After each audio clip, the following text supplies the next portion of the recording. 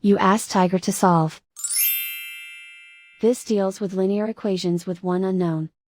The final result is h equals -2. Let's solve it step by step. Group all h terms on the left side of the equation. Add 5h to both sides. Group like terms. Simplify the arithmetic. Group like terms.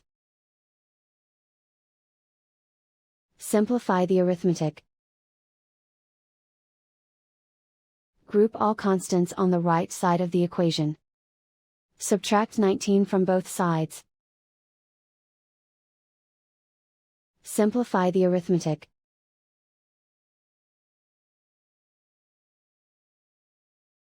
Isolate the h. Divide both sides by 9. Simplify the fraction. Find the greatest common factor of the numerator and denominator. Factor out and cancel the greatest common factor. And so the final result is h equals -2.